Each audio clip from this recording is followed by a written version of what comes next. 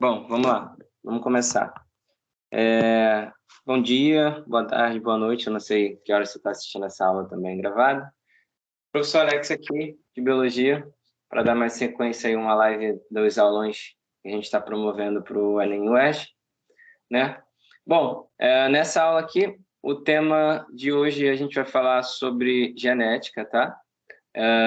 Na verdade, eu escolhi 3 temas aqui para abordagem.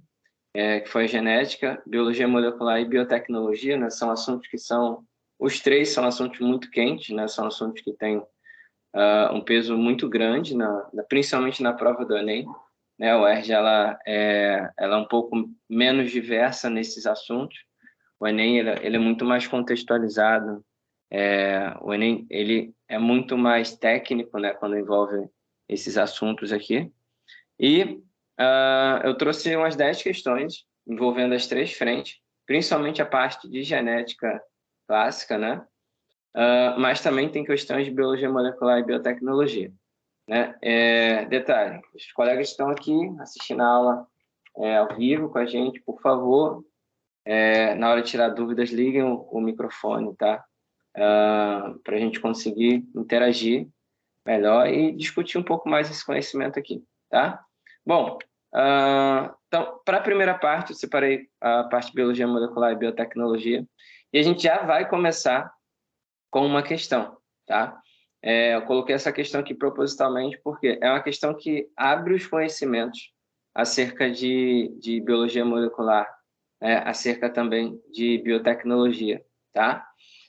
Porque a base do conhecimento da genética está aqui. Se você quer aprender genética, essa imagem aqui, ela tem que estar memorizada na sua cabeça. E tem muitos assuntos do Enem que vão girar em torno desse procedimento aqui, desse processo. Isso aqui é o dogma central, tá? E aí eu vou explicar, a gente vai voltar aqui depois, e eu vou descrever um pouquinho mais sobre esse mecanismo aqui, tá? Então, assim, vão aparecer outros conceitos básicos, mas esse conceito aqui ele também é muito importante para a gente conhecer a biologia molecular e a biotecnologia como um todo. Detalhe, a gente não aprende isso aqui, digamos que de forma muito organizada no ensino médio. A biologia molecular é uma ciência independente ela é um ramo da genética, na verdade. E muita coisa de tecnologia está sendo feita a partir da biologia molecular hoje. Tá? Tanto é que a biotecnologia ela usa os conhecimentos da biologia molecular. Então, digamos que são 2 ramos derivados da genética clássica, tá? Aquela genética de Mendel. Bom, nessa questão aqui, ó, vamos lá. Vamos ler, acompanha o cursor do mouse, né, para a gente entender aqui o que está sendo proposto. A figura seguinte apresenta um modelo de transmissão da informação genética nos sistemas biológicos. Bom, resolveu aparecer um negócio na frente da tela aqui ainda agora. Tá? Então, olha lá. No processo que inclui a replicação, transcrição e tradução, há 3 formas proteicas denominadas de A, B e C. Tá? Então, essas proteínas aqui que ele colocou, A, B e C. Ó, proteína A, B e C. Bom, depreende-se desse modelo que... E aí, o que a gente conclui aqui? A gente vai observar que o DNA ele é a única molécula com capacidade de replicação, tá? Uma molécula de DNA ela é capaz de transformar outra molécula de DNA, tá? O DNA ele pode ser transformado em RNA e esse RNA ele pode virar proteínas. Como é que a gente chama isso daqui? Tá? Esse mecanismo aqui ele é o dogma central, tá? Da biologia. Ó, a gente vê que o processo de replicação, duplicação, o DNA se transforma em RNA e o RNA se transforma em proteína, tá? Aqui a gente vê que esse mecanismo ele é universal para todas as células, tá? E esse mecanismo ele funciona com base nos ácidos nucleicos. Não necessariamente a gente precisava do conhecimento de ácidos nucleicos para responder aquela questão, mas é um conhecimento básico para a gente entender como que esses processos eles acontecem, né? Lembrando que o DNA ele é um repositório de informação genética, ele que é responsável pelo armazenamento das informações. A composição química do DNA ela se baseia em 3 substâncias, né? O açúcar, né? O fósforo e as bases nitrogenadas que também estão listadas aqui, tá? Então, a função do DNA armazenar os genes, né? O DNA é composto de desoxirribose, fosfato e as bases nitrogenadas, adenina, timina, guanina e citosina, tá? Lembrando que a timina, ela é como se fosse um marcador de DNA. Ela só aparece na molécula de DNA. E o formato, a estrutura do DNA é uma estrutura de dupla hélice, tá bom? O RNA, ele é um produto feito a partir do DNA. Por quê? O DNA, por ser uma molécula de dupla hélice, ele é muito grande, ele não sai do núcleo, tá? E o RNA é uma molécula de fita simples, né? Na maior parte das vezes é uma fita única, e ele está relacionado com o processo de síntese proteica, de regulação dos genes, tá? Nos vírus, como os vírus de RNA, foi até legal essa informação está aqui, os retrovírus, como o vírus HIV, que causa a AIDS, né, a síndrome da imunodeficiência adquirida, é um vírus de RNA, tá? E nos vírus o RNA ele pode aparecer na forma de fita dupla, por isso que está esse geralmente aqui, tá? Nas células eucariontes, não. Nas células eucariontes ela aparece como uma fita simples, tá? E aí a gente volta lá para aquela imagem, tá? Mas antes disso, deixa eu passar um pouquinho mais à frente, tá? A gente vê que o DNA, aqui a dupla fita de DNA, sofre o processo chamado de transcrição, tá? Forma uma molécula de RNA mensageiro, que aí é essa linhazinha aqui, ó, tá? E esse RNA mensageiro vai formar os polipeptídeos, tá? A partir do processo de transcrição, tá? Perdão, tradução, tá? E aí as proteínas, elas são feitas. Aqui a imagem está em inglês, mas dá para a gente entender bem como é que está acontecendo. Então, o DNA vira uma molécula de RNA mensageiro a partir do processo de transcrição, e o RNA vira uma proteína, né? Aqui está um polipeptídeo, a partir do processo de tradução, tá? Então, basicamente, esses são os conhecimentos que a gente tem que ter básicos acerca dos ácidos nucleicos, tá bom? E aí a gente volta para a questão e a gente começa a ver as alternativas, né? Depende desse modelo, esse modelo do dogma central. Isso é universal, gente. Todos os seres vivos, inclusive os vírus, eles fazem esse mecanismo, tá? Letra A, é a única molécula que participa da produção de proteínas é o DNA? Não, a gente não pode afirmar porque a gente vê a molécula de RNA aqui, um ácido nucleico, né? Outra coisa, letra B aqui, ó, o fluxo de informações nos sistemas biológicos é unidirecional? Olha só, na imagem, na própria imagem que a questão dá, a gente consegue observar aqui, ó, na letra na transformação do DNA em RNA, a gente vê que a transcrição tem uma seta para os dois lados. Então, não podemos afirmar isso.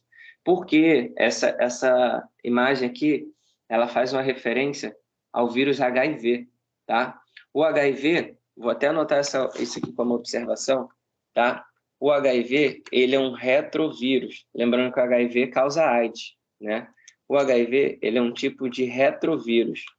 Ele faz o processo que é chamado de transcrição reversa, tá? Então, o HIV é um retrovírus, ele faz esse processo de transcrição reversa. Ele tem uma enzima chamada de transcriptase reversa, e essa enzima que faz a transcrição reversa, tá? Por ser um vírus de RNA. E aí, letra C, ó.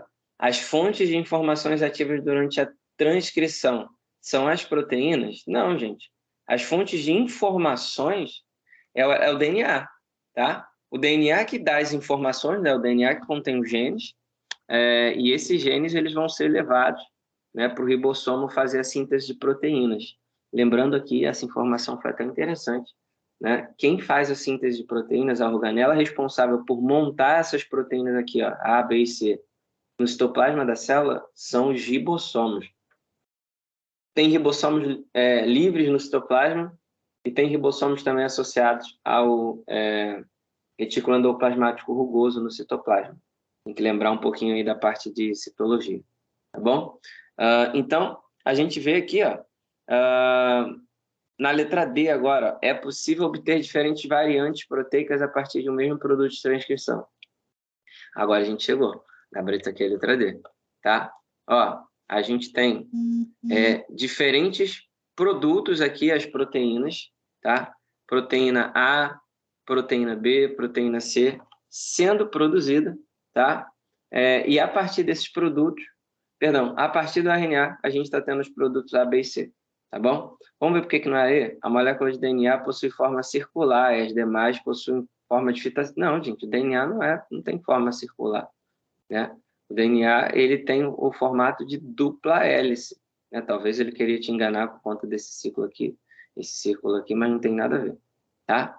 Então, recapitulando aqui a questão 1, gabarito letra D, tá? A gente falou sobre as propriedades básicas do dogma central, tá? A gente viu os ácidos nucleicos, a composição química do DNA e do RNA, a estrutura dessas moléculas, né? O DNA é uma fita dupla, né? Enquanto o RNA é uma fita simples. O DNA armazena as informações genéticas, enquanto o RNA ele é responsável pela transmissão desse material, pela transformação dessa informação genética em proteínas a partir dos ribossomos, tá? E aqui o processo descrito. Sugiro eu, no momento que você estiver reassistindo essa aula, refaz esse esqueminha aqui para você memorizar. Ou então, memoriza dessa forma aqui, ó, que está escrito. Que é exatamente aquela mesma forma que aparece lá naquela imagem. Só um adicional aqui, ó, o RNA, a molécula de RNA, ela tem 3 variantes, tá? A gente pode falar do DNA, do RNA mensageiro, que é esse que está sendo descrito aqui, ó, na imagem. Tem o RNA transportador, que esse aparece no citoplasma da célula, e tem o RNA ribossômico, tá? Esses 3 RNAs juntos que vão fazer esse processo de tradução acontecer e as proteínas serem montadas lá nos ribossomos, tá bom?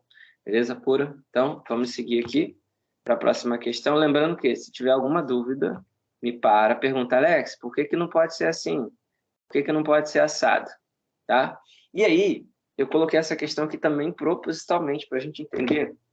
Eu estou montando na sua cabeça agora essa ideia de como que o DNA e o RNA ele é tão importante no processo de informação genética, né? Na verdade, no processamento dessas informações genéticas. E o Enem, ele acaba misturando muito esses assuntos com outras áreas da biologia, né? Aquela coisa da prova contextualizada e tal. Olha aqui, vamos analisar essa questão 18 aqui, e a gente vai discutir algumas coisas que eu já falei nessa última questão.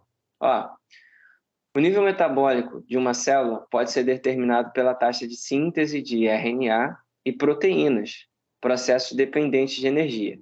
Então, olha o que ele falou aqui. Ele já misturou o assunto de metabolismo com a produção genética, tá? Aí ele fala, essa diferença na taxa de síntese de biomoléculas é refletida na abundância de características morfológicas dos componentes celulares. O que ele diz?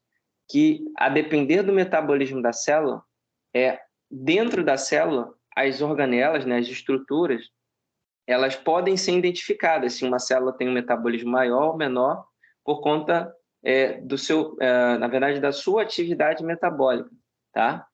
E aí ele fala, ó, em uma empresa de produção de hormônios, então, ó, hormônios proteicos, cara, aqui ele já te deu uma cola enorme nessa parte da questão. Quando ele fala sobre hormônios proteicos, tá?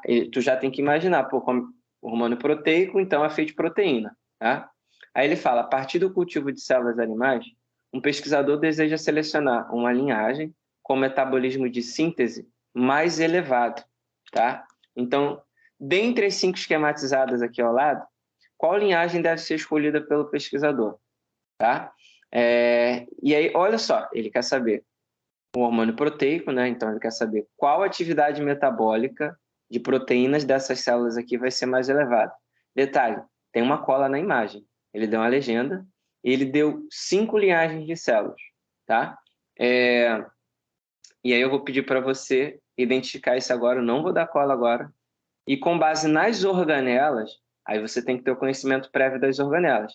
Saber a função da mitocôndria, saber a função do retículo endoplasmático rugoso, que eu já te dei a cola na questão passada, né? Saber a função do núcleo na célula e, possivelmente, a diferença entre eucromatina e heterocromatina, que é a forma com que o DNA aparece no núcleo da célula. Não fala agora. Deixa eu pegar meu copo d'água aqui e aí eu vou te perguntar qual das alternativas que é. Só um instantinho.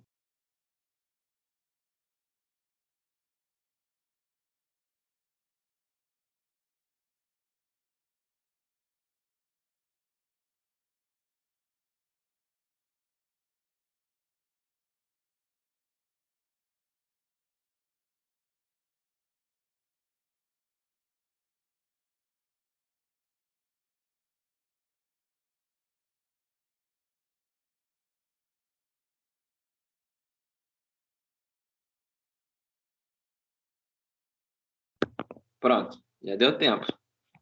E aí? O que que a gente poderia marcar? Alguém se habilita aí a ligar o microfone e conversar junto comigo? Qual dessas seria a melhor das linhagens de células? Qual das linhagens de células seria a mais adaptada a produzir esses hormônios proteicos aqui que essa empresa está querendo? Tá vendo a situação, problema que foi dado? Tá? Então, é o seguinte, o que a gente tem que imaginar aqui para responder essa questão? Mitocôndria faz a respiração celular, né? Não entendi. Repete, por favor. O que falou comigo?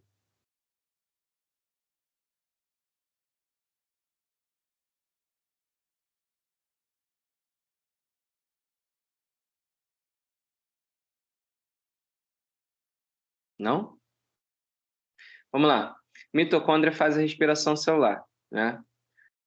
O retículo endoplasmático rugoso, que é o que está aqui na imagem, ele é responsável pela síntese de proteínas, tá? Mas por quê? Porque ele tem os ribossomos associados a ele, tá? O material genético, né? O nucleolo, ele é responsável pela síntese de RNA ribossômico. E a diferença entre eucromatina e heterocromatina, tá? É que a eucromatina ela é justamente a região ativa do DNA. Ela é a parte do DNA que vai sintetizar as proteínas. E a heterocromatina ela é a região inativa, tá? Então, olha só, tem várias formas da gente responder essa questão aqui, tá? Aí a gente só analisar as linhagens. Quanto maior a quantidade de mitocôndrias e outras estruturas relacionadas à síntese de proteínas, então melhor vai ser a célula, tá? Enquanto menor a quantidade de mitocôndrias e retículo endoplasmático, por exemplo, menor vai ser o metabolismo. Aí a gente, olhando essas linhagens de células aqui, com base na legenda, dá para deduzir. Ó, as linhagens 1 tem poucas mitocôndrias e pouco retículo endoplasmático. A linhagem 2 tem muitas mitocôndrias, tem retículo endoplasmático, mas tem a quantidade de heterocromatina significativa, tá? A linhagem 3 tem muita heterocromatina, tá? Muita mesmo. E a linhagem 4, ela tem uma quantidade legal de mitocôndrias, de retículo endoplasmático rugoso e pouca quantidade de heterocromatina, tá? Bom, o gabarito aqui é alternativa D, tá? Gabarito aqui, alternativa D, a linhagem 4, que seria a linhagem mais adaptável aí a esse exemplo, tá? Bom, alguma dúvida até aqui? Sim ou não? Essa questão aqui... Oi, Fernanda, fala comigo. Não, você perguntou se tinha alguma dúvida, eu falei que não. Tá.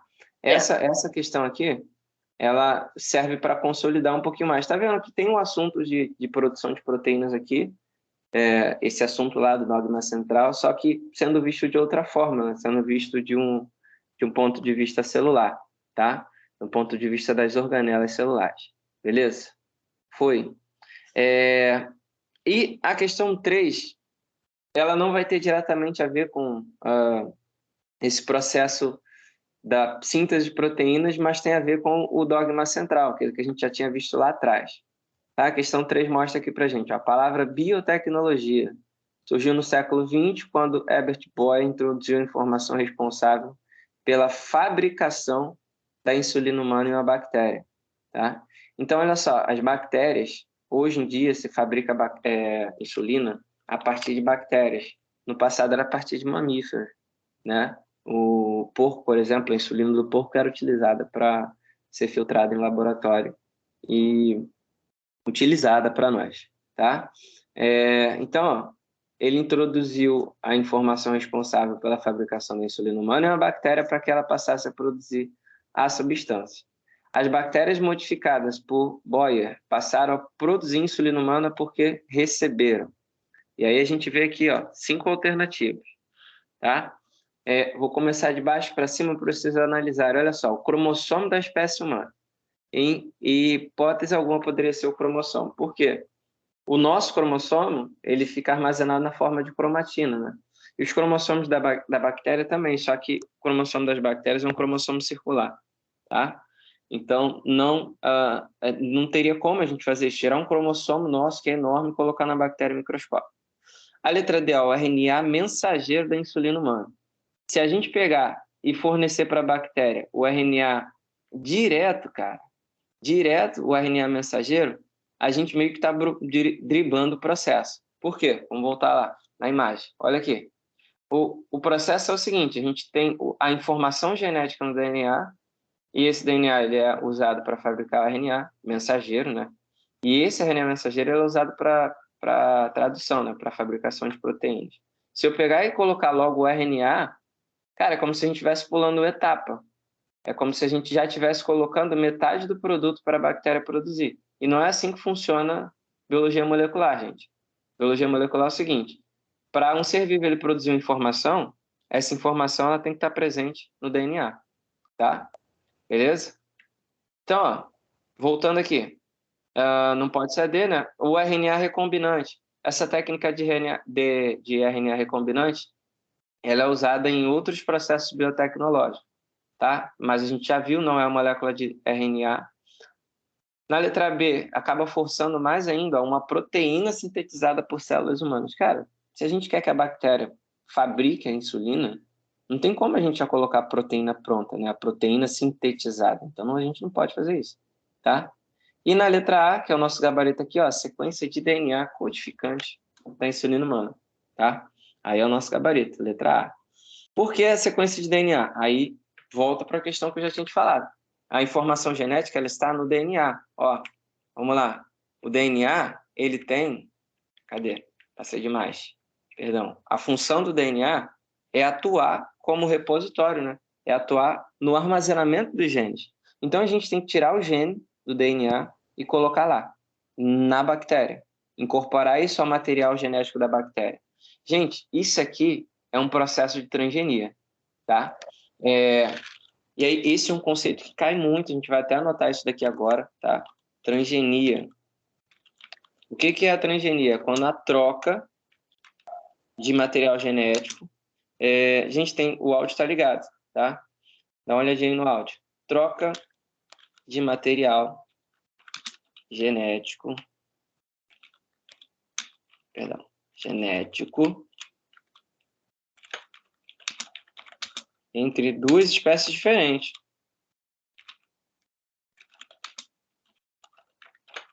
Diferentes, aí, ó. Anota esse conceito aí, tá? Isso que é a transgenia. Olha o nome, transgenes. Aí, ó. Trans, troca, né? Transformação, tá? Enquanto genia, né? Vem dos genes. Os nossos genes, eles estão lá presentes no DNA. Então, transgenia, tá? É a transferência de genes, ó. Troca de material genético.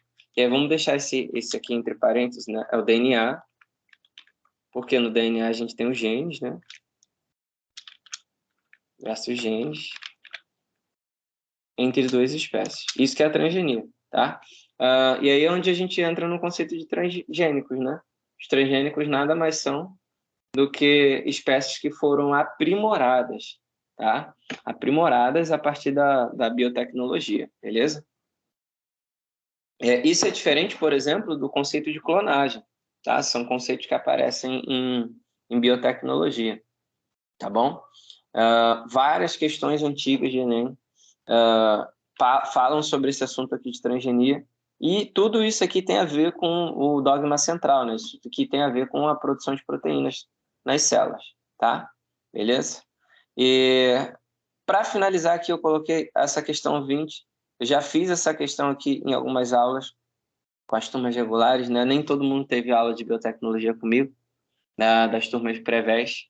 E eu acho essa questão sensacional. Só que é uma questão que tem uma pegadinha enorme, tá? Essa questão aqui, ela serve para ilustrar algo que é chamado de CRISPR, tá? É uma técnica nova, e essa técnica, ela é uma das técnicas que provavelmente vai mudar o rumo da espécie humana daqui a alguns anos. Não vai demorar muito, não, tá? O termo CRISPR significa conjunto de repetições palindrômicas, curtas, regularmente espaçadas. A gente não vai gravar isso de primeira, né? Tem que dar uma estudada até memorizar a coisa, tá? É uma região do genoma das bactérias caracterizada pela presença de DNA, né? Umas sequências de DNA curtas e repetidas. Como é que a gente pode memorizar isso daqui, né? Como é que a gente pode entender a CRISPR? A CRISPR funciona como uma tesoura genética, tá? E aí é o seguinte, essa tesoura, ela acaba cortando pedaços de DNA ou adicionando novos pedaços de DNA, tá? É uma enzima chamada de Cas9, né? Cas9. E essa enzima aqui, ela consegue fazer reparos no DNA, tá? Tem um documentário falando sobre isso, é um documentário de seleção artificial, tem na Netflix, vocês conseguem achar pela internet também. E eu trouxe até um artigo aqui da Cielo, isso é para quando tiver com tempo, nós estamos estudando para o vestibular ainda, então, mas é muito interessante, quem gosta de biologia, quem gosta dessa parte de genética vai se identificar muito bem com isso, tá? Então, o tema desse artigo aqui, ó, o sistema CRISPR-Cas9, né, e a possibilidade de edição genômica para cardiologia. Então, já estou mostrando aqui uma aplicação da CRISPR para o desenvolvimento tecnológico humano, né?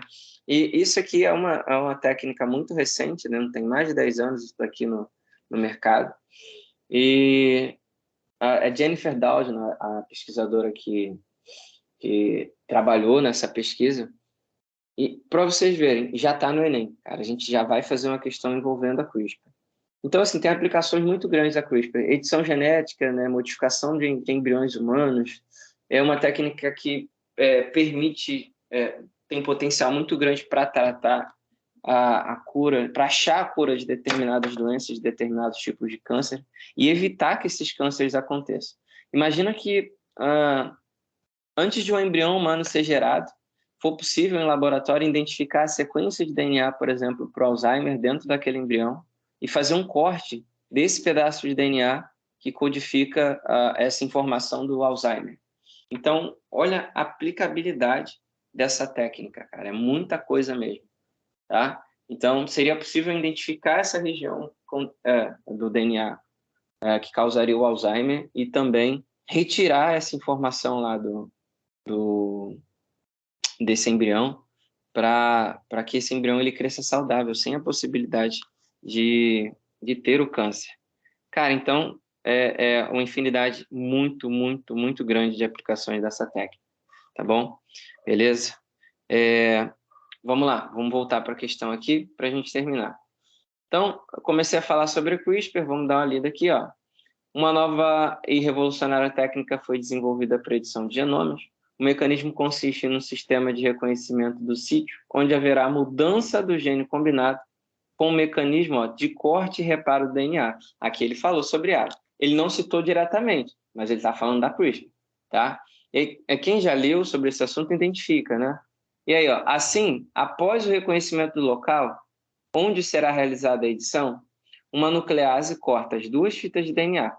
Uma vez cortadas, o mecanismo de reparação do genoma tende a juntar as fitas novamente, e nesse processo, aí o que eu tinha te falado, um pedaço de DNA pode ser removido, adicionado ou até mesmo trocado por outro pedaço de DNA, tá? Então, cara, é sensacional essa técnica, tá? Nesse contexto, uma aplicação biotecnológica dessa técnica envolveria Aí a gente tem diagnóstico de doenças, identificação de proteínas não faz muito sentido, né? Se a gente tem uma técnica que consegue fazer o corte e o reparo do DNA. Rearranjo dos cromossomos, a gente está falando de uma forma muito grande de DNA. A gente quer trabalhar com a parte molecular, né? Os ácidos nucleicos, os genes. Modificação do código genético e correção dos distúrbios genéticos. Olha só, geralmente, quando a gente aplica essa questão em sala, as alternativas que muita gente fica em dúvida é a D e a letra E. Eu vou deixar você pensar durante aí uns 10 segundos para ver quais das duas que faria mais sentido.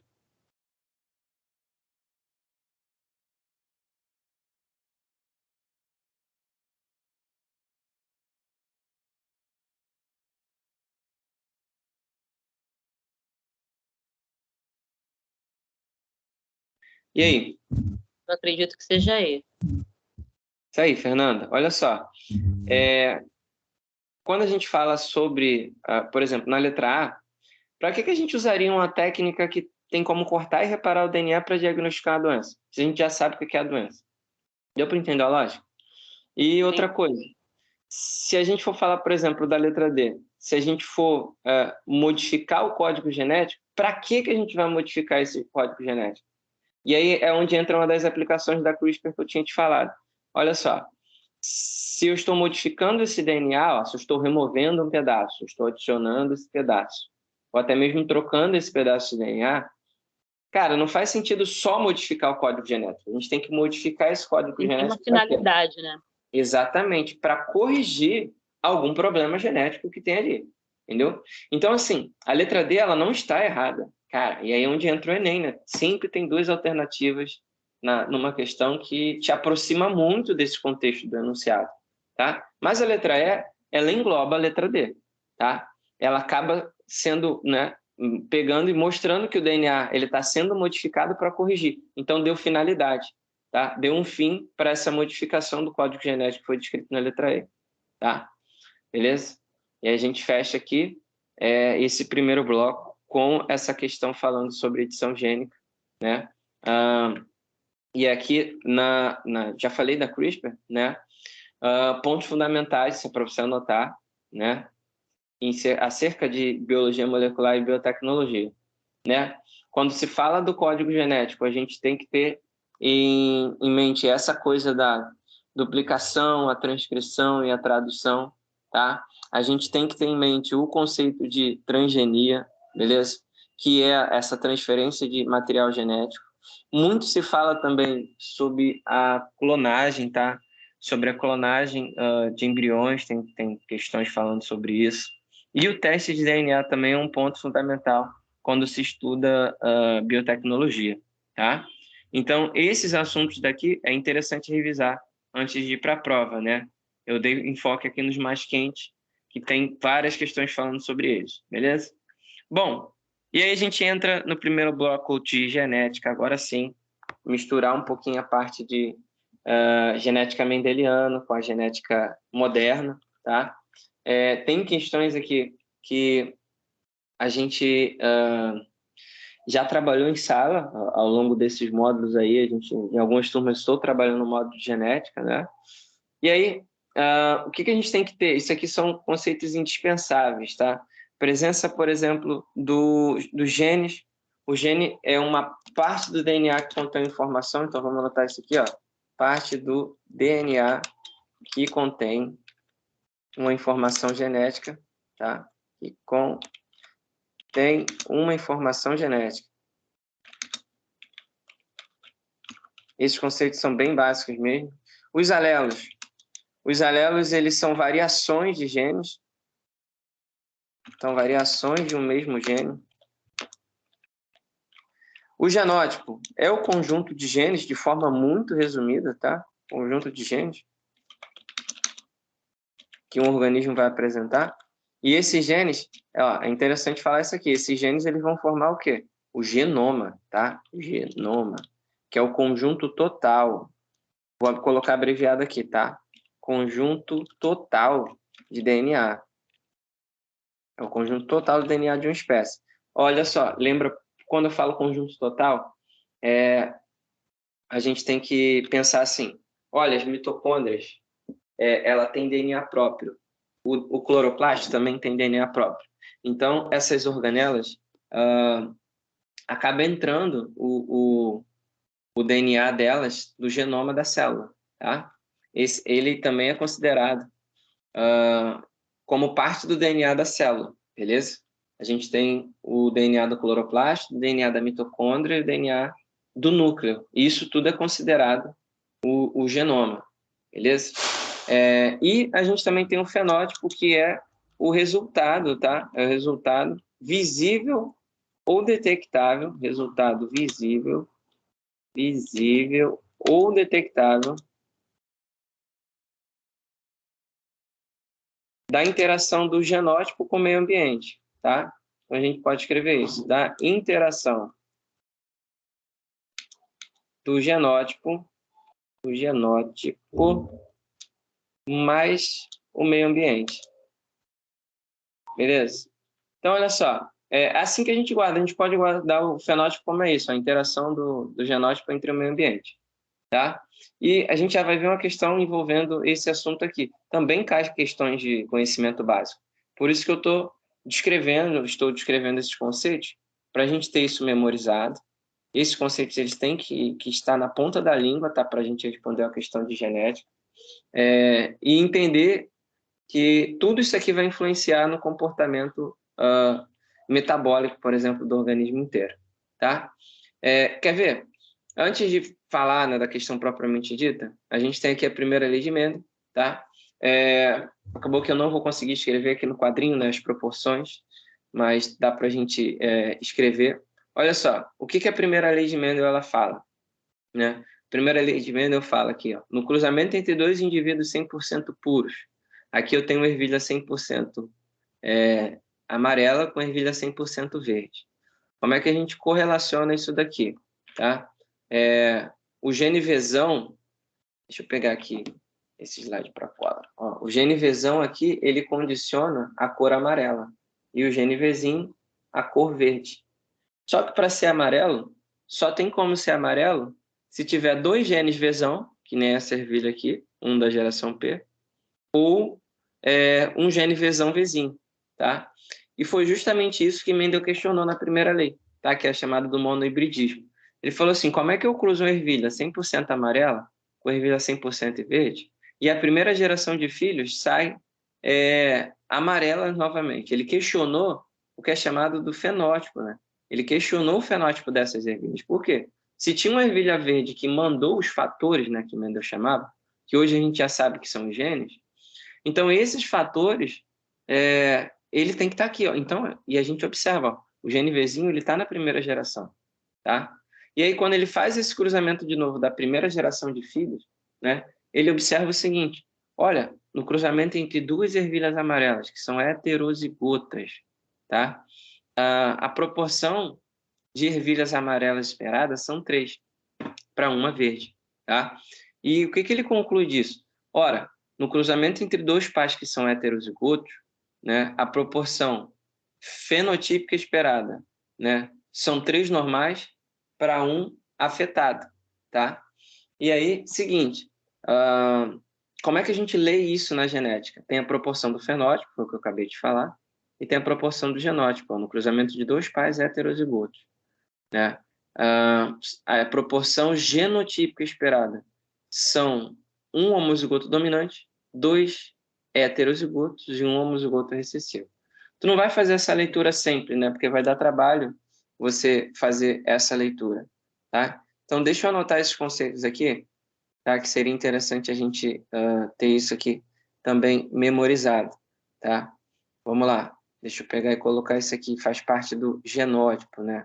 Então, olha só, o genótipo de um indivíduo, olha aqui, o genótipo de um indivíduo ele pode ser de duas formas, tá? Ele pode ser, aí eu vou colocar aqui genérico, tá? Quando ele é azão, a gente fala que ele é homozigoto dominante, beleza?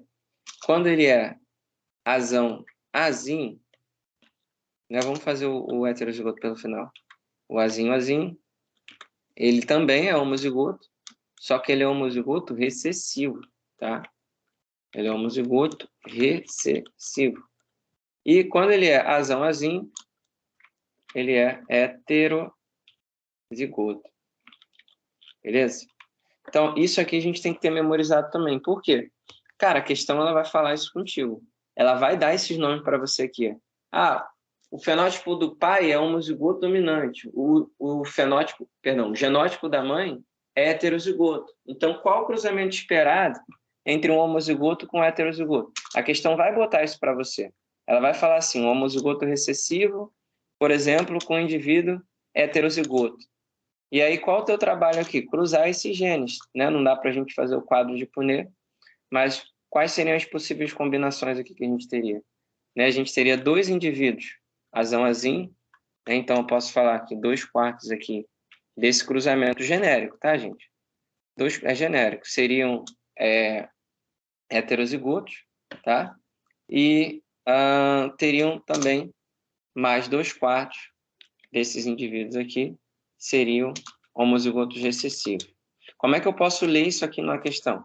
Qual a probabilidade de um pai normal casar com a mãe albina e terem filhos albinos?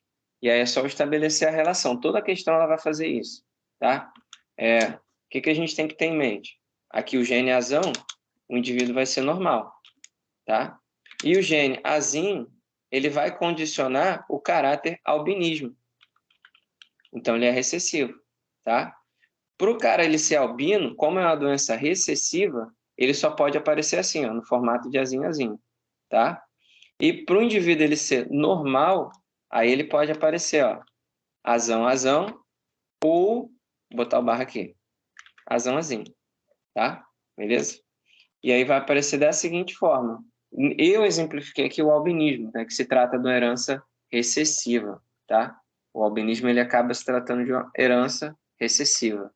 Mas tem outras heranças. Então, aqui, 2/4 seria a possibilidade de nascer indivíduos albinos, né? Pode aparecer na questão 50%. A gente vai fazer isso agora, tá?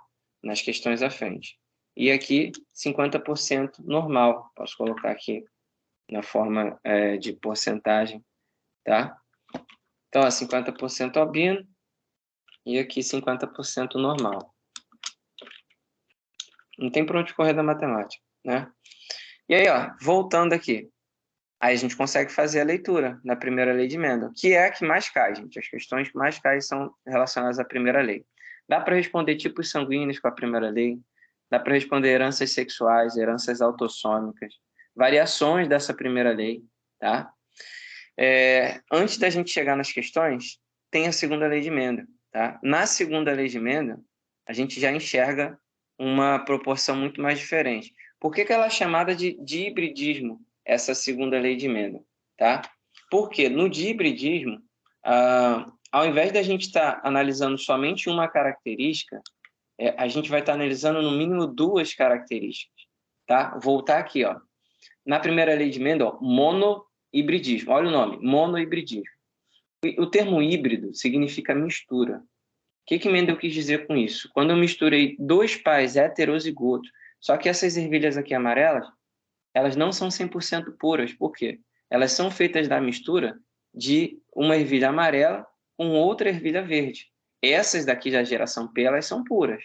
Elas são indivíduos homozigotos.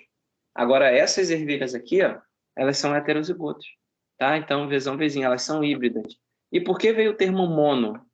Porque quer dizer uma característica. Eu estou analisando a chance da ervilha nascer ou amarela ou verde. Então, monohibridismo. Tá? Uma característica só. Isso aqui foi chamado também de lei da segregação. Tá? É um terceiro nome para a primeira lei de Mendel. Na segunda lei de Mendel, que é o de hibridismo, a gente mistura 2 características. Tá? Mistura a chance da ervilha ela ser verde ou amarela, tá? E a gente mistura a chance dela ser lisa ou rugosa. Então, olha só, os fenótipos possíveis. A ervilha ela pode nascer amarela lisa. E aí, olha, quando a gente pega os genes, o gene que condiciona a cor amarela é o gene V. E o gene que condiciona o caráter liso é o gene R. Então, ambos desses daqui são dominantes. E o gene que condiciona o caráter verde é recessivo. O gene que condiciona o caráter rugoso também é recessivo. Então, para a ervilha ela ser amarela lisa, olha o macete aqui. Tu sempre coloca o traço, porque tu não sabe se ela é homozigota ou heterozigota. Então, para ela ser amarela lisa, ela pode ser Vzão ou Vzinho. E para ela ser lisa, ela tem que ser, no mínimo, um gene Rzão. Então, coloca o Vzão traço e Rzão traço, tá? Que é o que aparece aqui, tá? Se você parar para observar, as ervilhas amarelas e lisas, essa daqui, essa primeira, a segunda também. Todas essas que estão com esse quadrado aqui, essa formação aqui, elas são amarelas e lisas, né? Tá bem descritivo aqui a imagem aqui, No cruzamento de 2 ervilhas heterozigotas, 2 ervilhas amarelas lisas, a proporção fenotípica esperada é essa daqui, 9 amarelas lisas, 9 amarelas rugosas, 3 verde lisas e uma verde rugosa. A grande questão da segunda lei de Mendel, que é o de hibridismo, é justamente a quantidade de proporções e fenótipos possíveis que são esperados. A gente tem, na primeira lei de Mendel, são só 4 fenótipos possíveis, aqui, ó, esses 4 aqui, tá? Na segunda lei de Mendel, são 16 fenótipos possíveis, por conta dos genes que são combinados, tá? Então, para ela ser amarela rugosa, obrigatoriamente, para ela ser amarela tem que ser o gene Vzão, traço, ela pode ser homozigoto ou heterozigoto. E para ela ser rugosa, obrigatoriamente, ela tem que ser Rzinho, Rzinho, tá? Tanto é que a gente vê aqui, ó, ervilha amarela rugosa, pega a legenda, pontilhada. Amarela rugosa, ó, pode ser homozigota, Vzão, Vzão, Rzinho, Rzinho, ou Vzão, Vzinho, Rzinho, Rzinho, tá vendo? Ela pode ser tanto amarela, ela pode ser tanto homozigota quanto heterozigota, tá? Tem 2 ervilhas aqui heterozigotas, tá? Essas daqui. Para ser verde e lisa, para ser verde a gente já sabe que ela tem que ter o gene Vzinho, e para ela ser lisa, ela tem que ter no mínimo um gene Rzão. Então pode ser Rzão, Rzão ou Rzão, Rzinho. Que nem a gente vê aqui, ó. Essas 2 possibilidades aqui. E a última possibilidade, que só tem uma, né, para ela ser verde e rugosa, a gente vê que ela tem que ser Vzinho, Vzinho e Rzinho, Rzinho, tá? Beleza? Então, ó, descrevendo aí a segunda lei de Mendel, aí a gente pode partir para a primeira questão. Eu não queria que isso aparecesse aqui agora. Ai, vamos lá. Ó, analisar essa questão aqui, tá? Questão Enem 2009. Tu já pegou a cola, mas a gente vai analisar e discutir esse contexto aqui, tá? Em um experimento, preparou-se um conjunto de plantas por técnica de clonagem a partir de uma planta original que apresentava folhas verdes. Então, o que a questão acabou de te falar? Isso aqui é a primeira lei de Mendel, essa questão, tá? Baseada na primeira lei. Ele falou que a planta mãe, a planta original, ela apresentava folha verde. Então, a gente já tem um fenótipo aqui para analisar, a folha verde. Esse conjunto foi dividido em 2 grupos, que foram tratados de maneira idêntica, com exceção das condições de iluminação. Cara, falou de planta e iluminação, tem tudo a ver. Por quê? As plantas dependem da iluminação para fazer o metabolismo, tá? Aí, ó, dos 2 grupos que ele falou, ele tinha falado, são 2 grupos, tá? Um grupo foi exposto a ciclos de iluminação solar natural, tá? E o outro foi mantido no escuro. Cara, aqui a gente já tem uma questão muito interessante. Eu tenho 2 indivíduos que eles vieram de um mesmo indivíduo, né? Eu tenho 2 organismos que foram formados a partir de outro organismo. E um teve uma condição X e o outro teve a condição Y. Aí eu que te pergunto, né? Se 2 gêmeos idênticos, tá? Né? Um, por exemplo, vai morar na África do Sul e o outro vai morar na Itália, né? A gente pode ver, a incidência de luz solar é diferente. Então, se eles voltarem 10, 20 anos depois para o seu local de origem, por exemplo, a cor da pele pode estar diferente, né? Os hábitos alimentares, na Itália, o pessoal gosta de bastante massa. Na África do Sul, cara, muito relativo, depende do local que ele vai estar, né? Então, assim, por exemplo, pode voltar e estar mais gordinho, o outro pode estar mais magrinho, tá? Então, a gente tem condições do ambiente que acabam modificando o quê? O fenótipo desses organismos. E aí é uma coisa que eu falo para você, que essa questão quer trabalhar isso, ó. E pega essa ideia dos gêmeos que eu te dei e linka agora com a questão da planta, tá? Após alguns dias, observou-se que o grupo exposto à luz apresentava folhas verdes, tá? Então, quem ganhou luz natural, a folha continuou verde, tá? E quem ganhou, não, ó, e o grupo cultivado no escuro, ó, aquele que não ganhou luz, tá? Que ganhou luz continuou verde. O que apresentava folhas, o que ficou no escuro, ó, as folhas ficou amarelas. Então, o fenótipo permaneceu o mesmo? Não. O fenótipo alterou, que nem a questão dos gêmeos que eu te falei. E eles perguntam, ao final do experimento, os 2 grupos de plantas apresentaram, letra A, os genótipos e os fenótipos idênticos? Não. Tá? O genótipo pode ter permanecido o mesmo, mas o fenótipo ele não é idêntico, ele mudou. No final do experimento, uma tinha a folha amarela e o outro tinha a folha verde, né? Como original, como de se esperar. Então, não. O fenótipo não pode ser o mesmo. A letra B. os genótipos idênticos e fenótipos diferentes. A gente chegou no gabarito, tá? Gente, o genótipo ele não se altera. O genótipo de um ser vivo ele sempre vai permanecer o mesmo, tá? Exceto as condições, por exemplo, como radiação, que pode alterar o DNA. Eu vou falar disso no finalzinho da aula que eu preparei aqui, o slide sobre mutações, tá? Vamos excluir as outras alternativas. Na letra C, ó, diferença no genótipo e no fenótipo. Não, o genótipo não foi alterado, tá? Na letra D, ó, o mesmo fenótipo, a gente já invalida, porque o fenótipo foi modificado. E letra E, o mesmo fenótipo, e a gente descarta de novo, tá? Não pode alterar o genótipo, e nesse caso aqui, nessa condição experimental, o fenótipo foi alterado, tá bom? Então, gabarito da 5, aí letra B, uma questão muito boa para a gente apresentar essa diferença dos conceitos básicos lá que eu tinha te falado aqui, ó, da primeira lei de Mendel, dos genes, né, do genótipo e do fenótipo, tá bom? Bom, outra questão aqui para a gente treinar, mas antes da gente treinar essa questão, eu preciso te falar dos heredogramas. Os heredogramas nada mais são do que representações gráficas oh meu Deus, da árvore genealógica que uma família pode ter. Então a gente tem uma família aqui, os indivíduos do sexo masculino são representados pelo quadrado, do sexo feminino são representados pelo círculo, tá? A característica estudada, né, um indivíduo afetado, que é o termo que aparece nas questões. O indivíduo com a doença portador não, na verdade com a doença. Ele sempre vai estar pintado, então círculo pintado e quadrado afetado, mulher e homem afetados, respectivamente.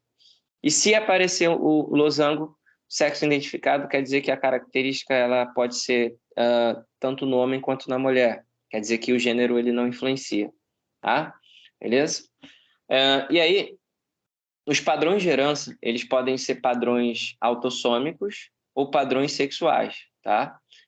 A gente já discutiu isso ali, eu falei um pouquinho antes da gente começar a descrever as heranças, né? Falei que os padrões de herança, cara, esse slide aqui é o pulo do gato depois desse aqui, ó, tá? Depois desses dois slides aqui, aquele lá é o pulo do gato. Por quê? Tem como a gente classificar todas as doenças genéticas, os padrões de herança genéticos com esse slide aqui, tá? Pelo menos a forma de transferência, né? A forma de transmissão, na verdade, dessas doenças. Então, olha aqui, a gente tem as heranças dominantes, elas ocorrem nos genes dominantes, tá? O indivíduo pode ser homozigoto dominante ou heterozigoto, tá? Por exemplo, o nanismo genético é um caso desse. E as heranças, elas podem ser recessivas, que é o caso do albinismo, tá? Bom, sempre o enunciado da questão ele vai falar a questão, perdão, a doença tal ela é uma herança autossômica dominante. A herança X ela é autossômica recessiva. Daí é teu ponto de partida. Quando você identifica isso, você já sabe resolver a questão, tá? E as heranças sexuais, elas podem ser ligadas ao X, como o caso do daltonismo, que aí, olha só, determinação genética do sexo, isso aqui é muito importante. O homem ele é XY e a mulher ela é XX, tá? Do ponto de vista genético. Aí a gente tem sexo masculino, tá? Vou colocar aqui homem, mas tu já sabe, o sexo masculino, só para ganhar espaço, tá? E aqui o sexo feminino, tá? Mulher. Bom, as heranças que são ligadas ao X, presta atenção nisso aqui, elas podem acontecer tanto no homem quanto na mulher, tá? E aí perceba que o homem, ele sempre recebe um cromossomo X da mãe, e a mulher recebe um da mãe e um do pai, tá? E as heranças que são restritas ao Y, essas heranças, gente, vou até colocar outro termo aqui que a UERJ já cobrou isso, pode ser chamada de heranças holândricas, tá? Holândrica. É o caso da hipertricose auricular, que todos os filhos homens de uma geração, eles nascem com pelos no ouvido, tá? E esses pelos crescem desenfreadamente. Isso que é hipertricose. Então, são heranças sexuais. Heranças que são restritas ao Y, elas só podem ser passadas de homem para homem. Por quê? Porque a mulher não tem cromossomo Y. Diferente do homem que pode ter o cromossomo X e o Y. Então, é muito mais comum os homens apresentar as heranças ligadas ao X do que as mulheres. Por quê? Mulheres normais que sejam afetadas, que elas tenham um gene, que elas sejam heterozigotas para a doença, os homens já nascem afetados pela doença, tá? Se a mãe for portadora, tem probabilidade de um filho ser afetado, que é o caso do daltonismo, tá bom? Então, recapitulando essa primeira parte aqui, falei sobre os heredogramas, né? E falei sobre os padrões de herança que podem ser autossômicos ou sexuais, né? Autossômico dominante e recessivo, e sexuais ligadas ao X e restritas ao Y. Faz um mapa mental com isso daqui, tá? Pega exemplos para tu treinar outras questões.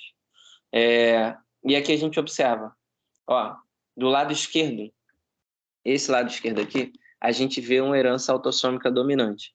Alex, como é que você prova que é uma herança autossômica dominante? Eu tenho 3 gerações. Você lê assim, geração 1, 2 e 3. Aí da esquerda para a direita, indivíduo 1, indivíduo 2. Indivíduo da geração 2, 1, 2, 2, 2, 3 e assim sucessivamente. Ó, aqui o pai é afetado, a mãe é normal. O pai pode ser azão, azão ou azão, azinho. E a mãe, ela é azinho, azinho. Como é que tu sabe que é uma herança autossômica? Ó, tem um filho e uma filha sendo afetados. Depois, na terceira geração, tem uma filha sendo afetada.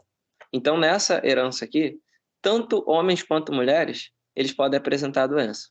Tá? Como é que eu sei que é uma herança autossômica? Todos os indivíduos, na verdade, todas as gerações têm no mínimo um afetado, seja homem ou mulher. Tá? Na geração 2, aqui no exemplo 2, da direita, Alex, como é que você sabe que é uma herança autossômica recessiva? Por quê? Olha só, eu tenho 2 pais normais, tendo filhos normais, só que na segunda geração. Na segunda geração, teve um casamento consanguíneo. Como é que tu sabe, Alex, que é um casamento consanguíneo? Vamos lá na nossa legenda, ó. O casamento consanguíneo tem essas 2 linhazinhas aqui, ó.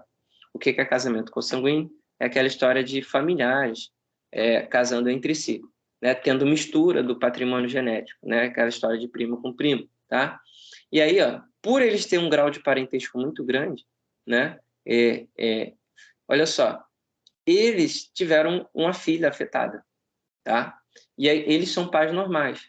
E aí eu respondo uma das perguntas que eu mesmo te faço. É possível 2 pais normais para o albinismo terem um filho albino? Os pais, eles são normais, eles não têm a doença, tá? Mas eles portam o gene para a doença. Então o filho nasce o quê? O filho nasce afetado, tá? O filho nasce afetado e aí acaba transmitindo isso para o filho, né? Esse gene recessivo. E esse gene recessivo, ele só ocorre ali, na verdade, só aconteceu isso daqui, porque os 2 provavelmente são heterozigotos para a doença. E aqui um caso de herança autossômica recessiva, tá? Então tem várias questões que vão botar assim para vocês, beleza? Vamos treinar isso daqui, a gente vai treinar todo esse conhecimento aqui que eu te falei. A gente vai treinar o conhecimento do genótipo e do fenótipo, que nem a gente já fez nessa questão 5, e vai treinar os conhecimentos de heredogramas e padrões de herança, que vão ser as questões que vão ter aqui para frente, tá? Vamos lá, questão 6. A deficiência do ano passado, essa questão, do Enem 2021, tá? A deficiência da enzima, a deficiência da lipase ácida lisossômica, que é uma doença hereditária associada a um gene do cromossomo 10, tá? Os pais dos pacientes podem não saber que são portadores dos genes da doença até o nascimento do primeiro filho afetado. Aqui ele deu a resposta para a gente. Por quê? Ó, os pais dos pacientes podem não saber que são portadores dos genes da doença, tá? Por quê? E o que ele está falando para a gente? Os pais, eles são normais, só que eles são normais e eles portam o gene da doença. Aí se a gente voltar lá no nosso slide, ó, pais normais, tá? Eles podem ter filhos afetados aqui, ó. Pais normais, eles podem ter filhos afetados. Aí, vamos lá. Vamos voltar para a questão. Quando ambos os progenitores são portadores, existe uma chance em 4 de que seu bebê possa nascer com essa doença. Cara, o que ele está falando para a gente? Olha só, se os pais eles forem heterozigotos, deixa eu deixar aqui, ó. Deixar marcado aqui em negrito para a gente ver. Se os pais eles forem heterozigotos, olha o que vai acontecer. Eu posso ter 2 filhos com gene azão-azão.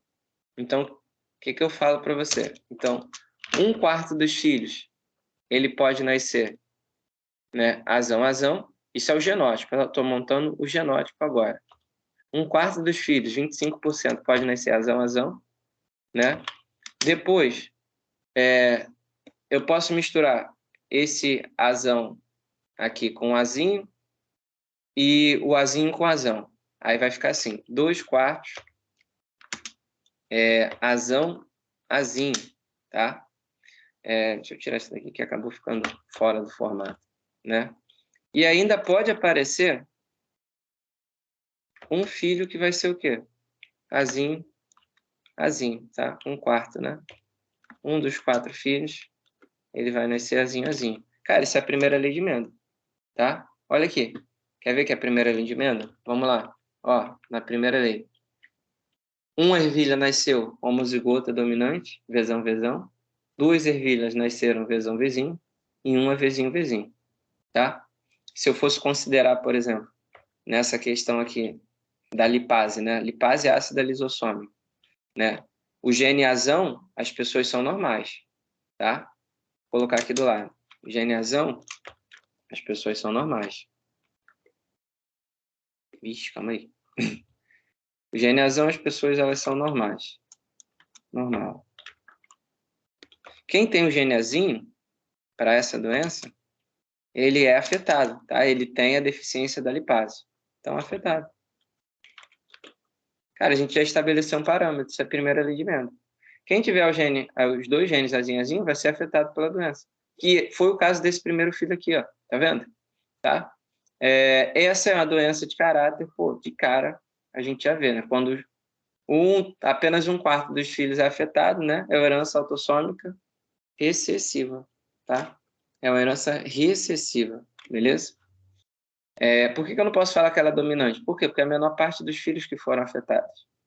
Por que eu não posso falar que ela é codominante? Porque não teve uma mistura dos fenótipos entre o pai e da mãe. Quando eu falo que uma herança ela é codominante, tem que haver mistura, tá? Exemplo, vou colocar aqui um exemplo, tá? O sistema AB0 do nosso sangue, ele também é um caso de codominância, tá? Quem tem os tipos sanguíneos A, B, quem tem o tipo sanguíneo AB, o sistema AB0, sangue AB, tá?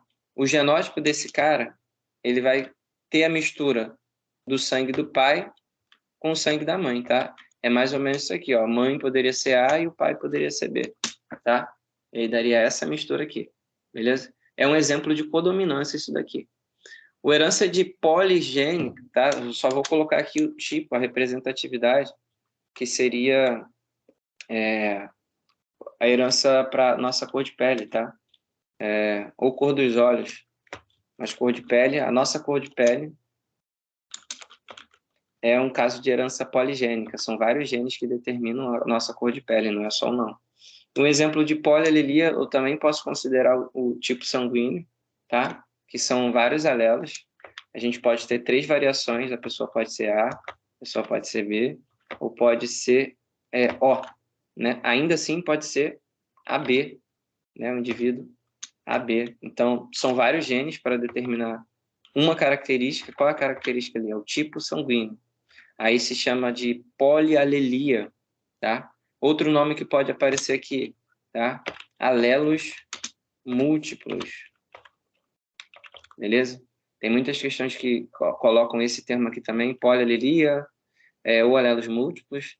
Tem outro exemplo, que é a pelagem em coelhos. Também é um caso de herança polialélica, tá? Então, essa questão do ano passado, gente.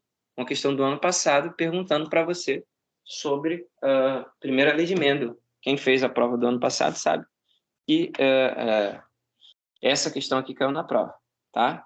Tranquilo? Beleza pura? Então, ó, seguindo em frente. Qualquer dúvida que tiver, e para aí, liga o microfone para perguntar, tá bom? E para seguir, mais uma questão aqui, ó. Essa já vai envolver as contas, né? Aí a gente vai observar aqui, vamos lá. A fenilcetonúria. Tá? Essa é uma doença que eu sou doido para pegar, gente, uma doença dessa para tratar. Nunca peguei um caso assim ainda, né, na nutrição tratar essa doença, tá? Vamos ler aqui, ó. Fenilcetonúria é herança hereditária autossômica recessiva. Já matou. Ele já te deu a receita. Você já sabe que o indivíduo que é afetado, obrigatoriamente, ele é azinho, tá? Quem é afetado é azinho. Então, ó, associada à mutação do gene PAH, que limita a metabolização do aminoácido fenilalanina. A gente tem um conjunto de 20 aminoácidos, tá? Um deles é a fenilalanina. E a fenilalanina, quando ela se acumula no nosso organismo, ela causa essa condição aqui, ó, de fenilcetonúria. Aí vai afetar, por exemplo, os nossos rins por conta do acúmulo de aminoácidos. Isso não é interessante para o nosso organismo, tá? Substâncias como ureia, ácido úrico, não pode estar alto, porque senão afeta o nosso rim, tá? Então vamos lá, ele falou que a fenilcetonúria é uma herança autossômica recessiva, não metaboliza esse aminoácido, e é obrigatório por leis que as embalagens de alimentos, como refrigerantes dietéticos, informem a presença do aminoácido, né, fenilalanina em sua composição. Aqui está a pergunta de genética, né? Uma mulher portadora, primeira cola. Se a mulher é portadora, a gente já monta a questão. Você sabe que o indivíduo azinho ele é afetado, né? Afetado. E deixa eu ver se eu consigo diminuir isso daqui, para a gente ganhar mais espaço, né? O indivíduo que é azinho, ele é afetado. Portanto, quem é normal pode ser azão ou azão. Aí é normal, tá? E aí, ó, como ele fala, a mulher é portadora, a gente já sabe, ó. A mulher obrigatoriamente ela tem que ser o quê? Heterozigoto. Se a mulher é portadora, tu já matou, ó. Ela é azão, tá? Ela é portadora de uma mutação para esse gene. E tem 3 filhos normais, cara. Se os 3 filhos eles são normais, já dá pra gente estabelecer outra regra aqui, ó, tá? Os filhos eles são azão-traço. Ou eles são, um nasceu azão e os outros nasceram azão, que nem a mãe, tá? Com o homem normal, tá? O homem ele é normal, cujo pai dele, caramba, que maneira essa questão, ó. O pai sofria de fenilcetonúria. Então o pai desse cara, né? Ele era azinho. Se o pai dele é azinho, o homem obrigatoriamente tem que ser o quê? Azão. Ele é normal, então recebeu um azão da mãe e o pai dele, aqui a questão falou, gente, ó, o pai dele falou que ele era azinho, então o pai mandou um gene para ele, tá? Tá vendo? A questão toda falou basicamente a resposta pra gente. Qual a probabilidade de a quarta criança, ele já falou que tinham nascido 3 filhos normais, né? Qual a probabilidade de a quarta criança gerada por esses pais apresentar fenilcetonúria? Cara, e aí, mais uma vez, a gente vai seguir o padrão da primeira lei de Mendel. Eu já fiz essa resposta aqui contigo. Ó, gente, a regra é essa daqui, ó, sempre, tá? Só que aqui a gente fez a proporção do genótipo, tá? Isso aqui que eu coloquei, tudo isso aqui é chamado de proporção genotípica.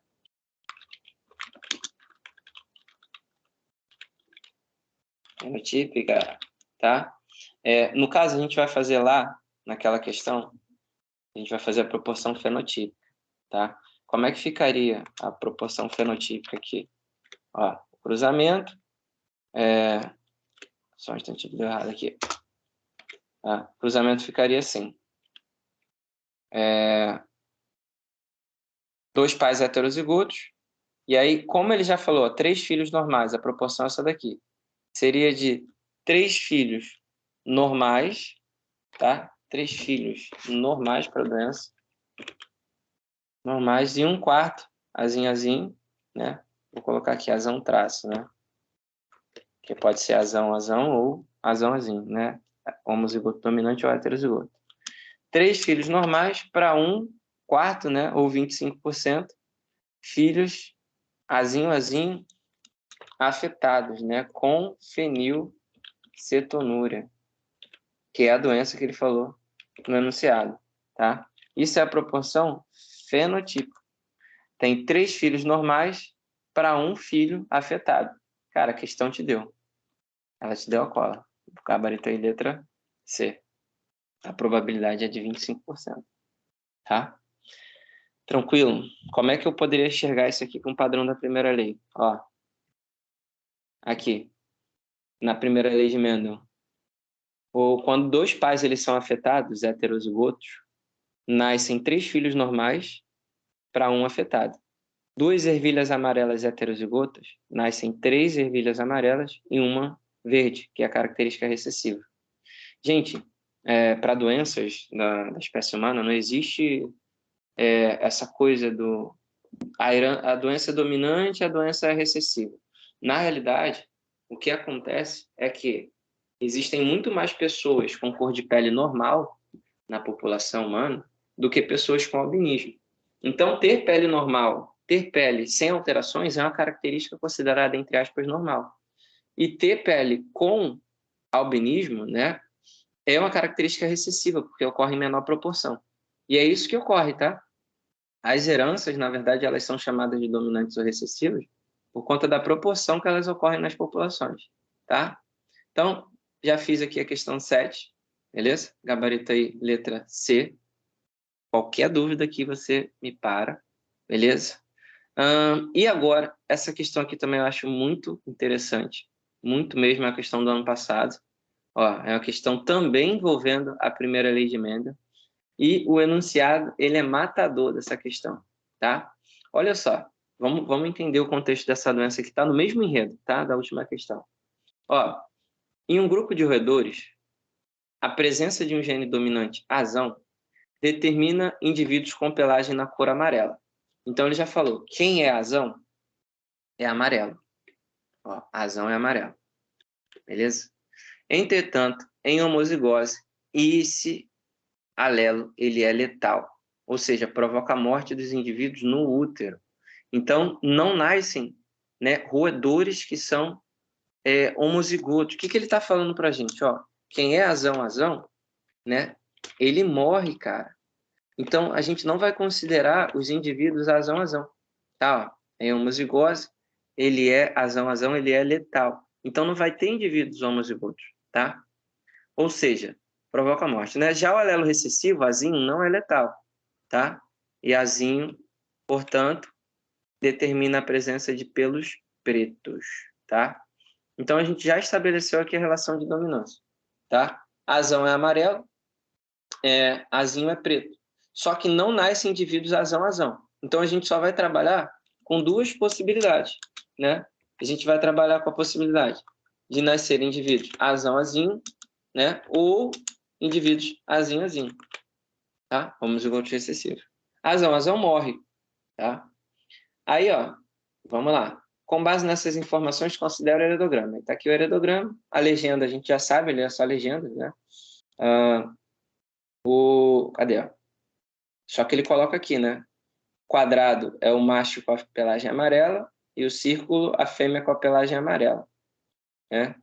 O preto é o macho com a pelagem preta, né? O quadrado, e o círculo a fêmea com a pelagem preta. Aí ele pergunta qual a probabilidade de, na próxima linhagem do casal de roedores, estar representado pelos números 7 e 8. Então, vou lá. 7 e 8 terem uma fêmea de pelagem amarela, tá? Ele quer saber qual a probabilidade de 2 indivíduos aqui amarelos, né? Um macho e uma fêmea amarela, né?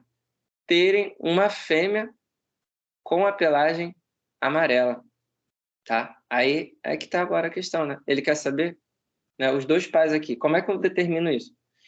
Bom, se azinho determina a cor preta, e a gente já viu na legenda aqui que todos os indivíduos que estão pintados, eles têm a cor preta, tá? Ó, o indivíduo 7, tá? Que é o macho, ele é filho de uma mãe que tem o gene azinho. E o pai é normal e tiveram 2 filhos normais. Então, obrigatoriamente, esse indivíduo aqui, ó, da geração, cadê? O indivíduo 7, vou colocar aqui do lado. Obrigatoriamente, o indivíduo 7, ele tem que ser o quê? Azinho, tá? Peraí, como ele fala, né? Ele é normal. Obrigatoriamente, ele tem que ser azinho, tá? E a mulher, 8, né? A fêmea, na verdade, 8 obrigatoriamente também tem que ser azinho, né? Olha aqui. Nasceu, na verdade, um pai, né? o pai era azão, azinho, né? E a mãe é azinho, azinho, pelagem preta, né? Na verdade, eu vou ter dois indivíduos heterozigotos aqui, gente, ó. Dois indivíduos heterozigotos, tá? Por quê? Esse pai aqui, ele tem a pelagem amarela, então ele é considerado, ele tem um gene azão. E a mãe é azinho, azinho, pelagem preta. Para o filho ter nascido amarelo, tem que ser um gene amarelo, né? E o outro gene da cor preta. E do outro lado também a mesma coisa, tá? Azão, azinho. Mais uma vez a gente caiu em dois indivíduos heterozigotos, né? O indivíduo 8 aqui seria o indivíduo 8, deixa eu anotar aqui. Ele seria azão, azinho. E ele está perguntando qual a probabilidade desses casais, né, esse casal 7 e 8, nascer uma fêmea de pelagem amarela, né? Só que é o seguinte, a gente não pode considerar que vai nascer indivíduos homozigotos, ó. Ele falou isso aqui, ó, que a homozigose é letal. Então a gente não vai ter essa proporção aqui, ó, tá? Que a gente fez, ó. A gente não vai ter essa proporção acontecendo, ó. Essa proporção aqui acontecendo. Por quê? Esse 1/4 aqui, ele não nasce, tá? Então, o que a gente tem que fazer aqui? A gente tem que tirar esse 1/4 e, como não são mais 4 possibilidades, vai ficar 2/3, tá? 2/3, né, heterozigotos e 1/4, né? Azinhas, nesse caso, 1/4 não, né? 1/3 também. Deu para entender isso aqui? Vocês conseguiram entender essa relação? Isso é um caso de genes letais, tá? Essa seria a configuração que a gente iria usar para aquela questão lá, beleza? Por quê? Porque o próprio enunciado falou que em homozigose ele é letal, tá? Então ele quer uma fêmea de pelagem amarela, tá? Para ter uma fêmea de pelagem amarela, representado pelo número 11, né, a chance de ter uma fêmea com pelagem amarela seria de 2/3. 2/3 de 100 seria 66%. Aí a gente entraria aqui com 66%, beleza? Se ele perguntasse, por exemplo, a probabilidade de ter uma fêmea, né, ou, na verdade, um indivíduo com a cor preta, seria de 1/3, tá? Essa questão aqui, ela dá um trabalhinho, tá? A gente teria que considerar esse cruzamento aqui que eu tinha feito para vocês, ó. Esse é o cruzamento, a proporção fenotípica. Nasce 2 heterozigotos, nesse caso aqui amarelos, e 1/3 homozigoto recessivo para a cor preta, tá? Beleza? Ficou alguma dúvida aqui nessa questão? Um outro caso que a gente tem é a condroplasia, tá? Na espécie humana. Tranquilo até aí? Sim ou não?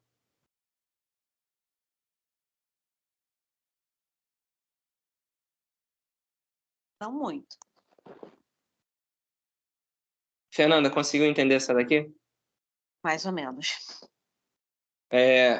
Tu entendeu até a parte da homozigose aqui, ó, que a gente tem que remover esse gene? Sim. Porque tu entendeu por que a gente tem que remover o gene, né? Porque ele é letal, ele provoca a morte. Então tá. Então eu não tenho mais 4 possibilidades, que nem eu tinha na primeira lei de Mendel. Como um indivíduo morreu, né? É como se eu pegasse desse cruzamento aqui, ó, não tivesse como nascer mais 4 filhos, e sim somente 3. Lembra que na primeira lei de Mendel não são, ó, vamos voltar lá nas ervilhas, coisa rápida.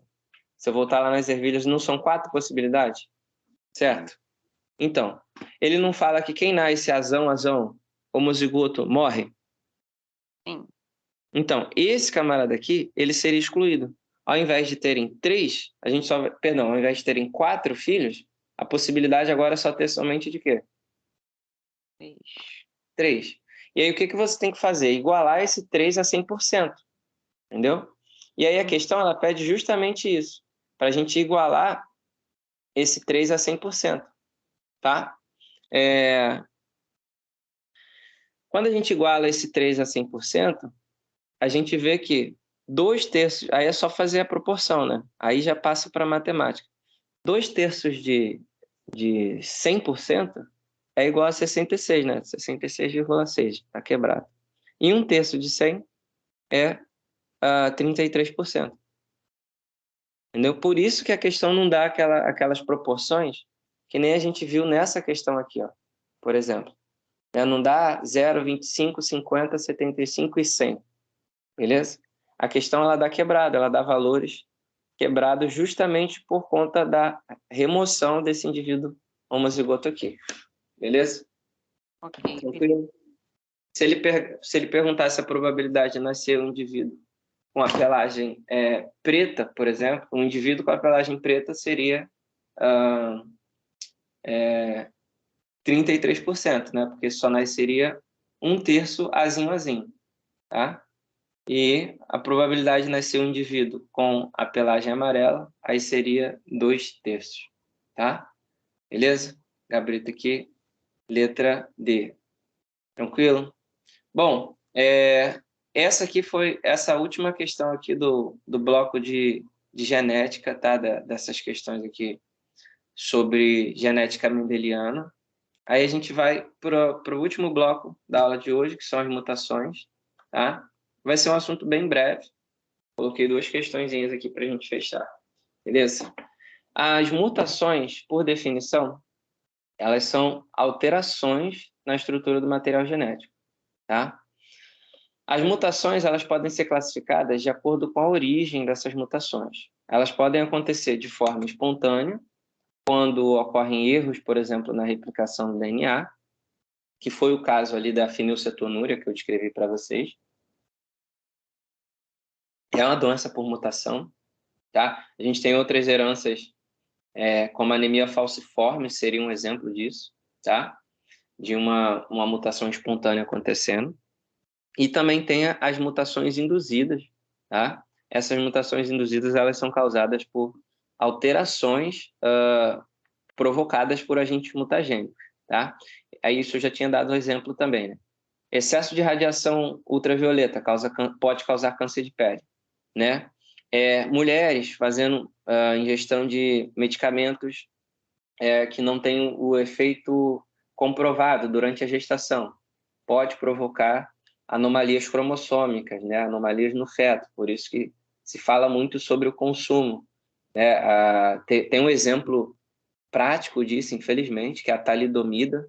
É um medicamento que é proibido no Brasil, inclusive, porque ele causou, né, várias mutações durante gestações.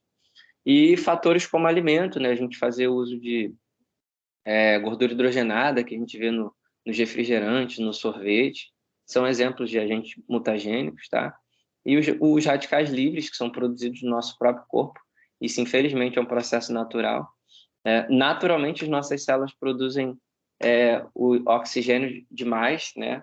E esses radicais livres, eles entram nessa classificação aqui, ó, de espécies reativas oxidativas, tá? Então, o oxigênio demais acaba causando mutações no DNA. Aí eles são chamados popularmente de radicais livres. Para evitar que isso aconteça, a gente sugere sempre o uso de a ingestão de frutas e legumes que contêm a vitamina E, né? A vitamina E é chamada tocoferol. E esse agente aqui, ele é um agente antioxidante, né? É uma substância antioxidante. E aí a gente fala, o uso dos antioxidantes, eles previnem com que esses radicais livres aqui, eles prejudiquem o nosso corpo, né? Por isso que a ingestão de vitamina C, seja das frutas cítricas, né? Ou aquela vitamina em cápsula que é vendida, e até mesmo a ingestão de vitamina E, que tem em legume pra caramba, ajuda no combate desses radicais livres e evitar câncer de intestino, câncer de próstata, câncer de mama, para ajudar a evitar, né? Ou diminuir a chance desses cânceres existirem, tá? As mutações, elas podem ser classificadas como mutações gênicas, que foi os exemplos que eu dei, e o foco da aula são as mutações cromossômicas. As mutações cromossômicas, elas podem ser causadas por alterações no número de cromossomos ou na estrutura desses cromossomos.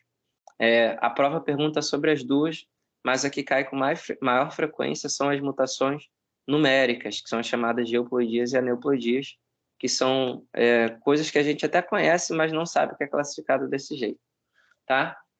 Anomalias cromossômicas ou mutações cromossômicas são alterações apenas em um número, né? Apenas num cromossomo ou no número total de cromossomos, tá? Lembrando que as espécies, tá? As espécies elas podem ser haploides, quando elas têm a metade do material genético, né, da espécie.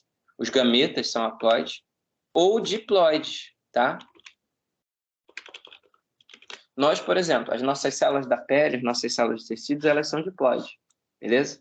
Elas têm o conjunto 2N, né, dos cromossomos. Nossas células da pele, elas têm 46 cromossomos, tá? Agora, os nossos gametas, os nossos espermatozoides, eles são haploides, eles são N, tá? E aí eles se dividem nessas mutações cromossômicas, elas são estruturais, tá? Quando afeta a estrutura do cromossomo, presta atenção.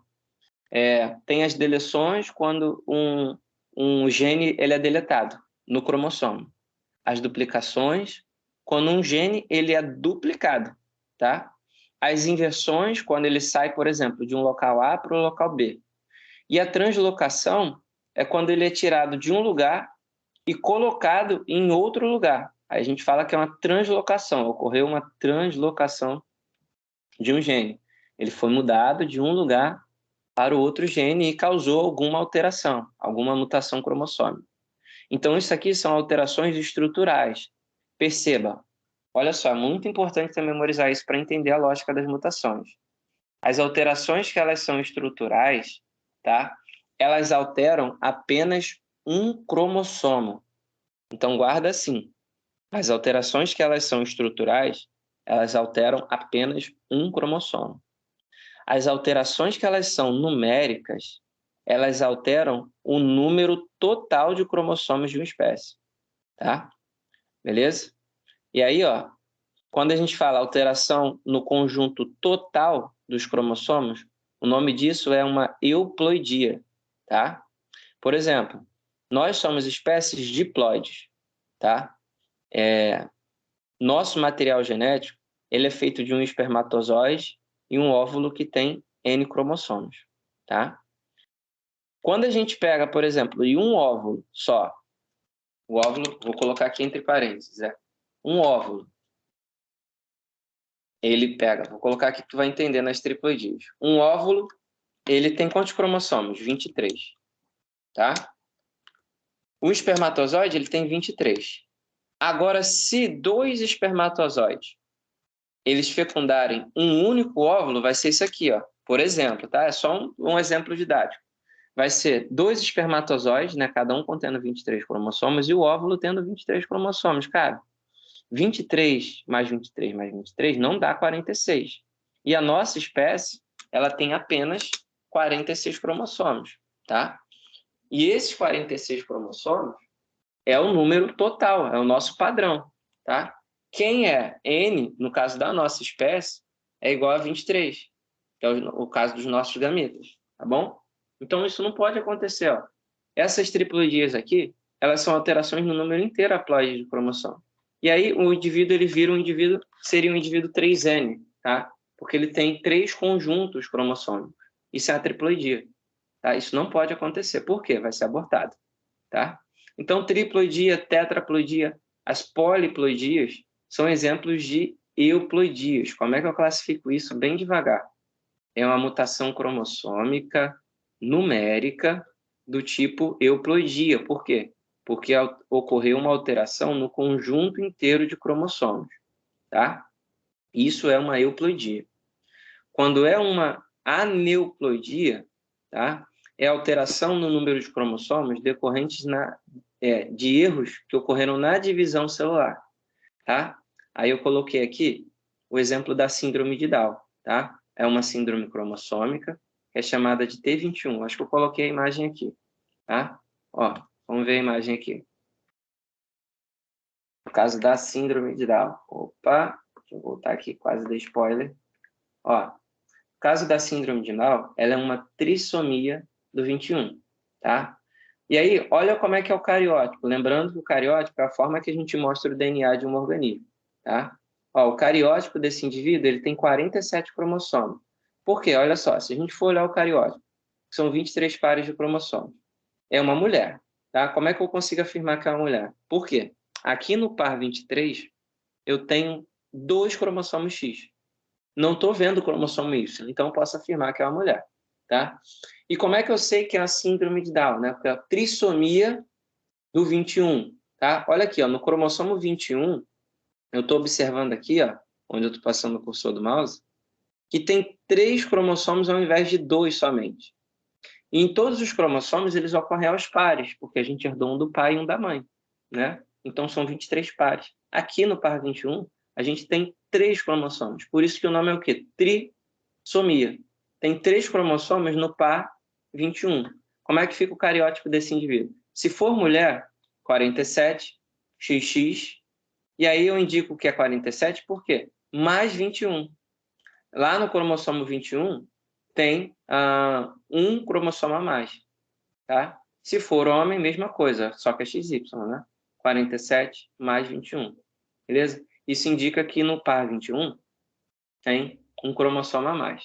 Então, olha só, recapitulando, quando a gente tem alterações na estrutura dos cromossomos, uma translocação, por exemplo, é a transferência de um gene de um lugar para o outro, né? Aí ele mudou, na verdade, de uma posição do cromossomo para outro local. E aí isso causa uma mutação cromossômica e estrutural, tá? Quando a gente tem uma mutação cromossômica do tipo numérica, é o seguinte, pode ter as euploidias, que é a alteração no conjunto total de cromossomos, né? Aí eu dei o exemplo aqui das triploidias, tá? É como se 2 espermatozoides tivessem fecundado um óvulo. E as aneuploidias, tá? As aneuploidias, elas são alterações no número de cromossomos decorrentes da divisão celular, tá? E não aqui, por exemplo, da fecundação. Aí eu coloquei o exemplo da síndrome de Down. Esse é o penúltimo tópico. Agora a gente vai resolver uma questão sobre isso, tá? 2015. A cariotipagem é um método que analisa células de um indivíduo para determinar o seu padrão cromossômico, tá? Essa técnica consiste em uma imagem, consiste numa montagem fotográfica em sequência dos pares de cromossomos e permite identificar um indivíduo normal, se ele é 46XX ou 46XY, com alguma alteração cromossômica. A pergunta começa aqui, ó. A investigação do cariótipo de uma criança do sexo masculino, você já sabe que o indivíduo é XY, com alterações morfológicas e comprometimento cognitivo, tá? Ele disse os sintomas. A criança alterou o corpo dela e o comprometimento cognitivo ocorreu, né? Alguma questão da inteligência foi afetada.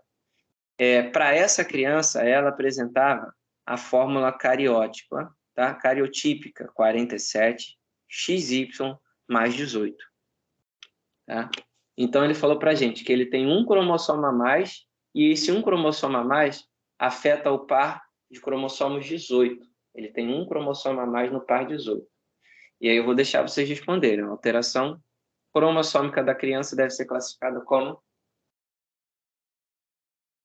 E aí, vamos lá, Fernando. Tu está interagindo comigo, dá uma lida devagar e responde.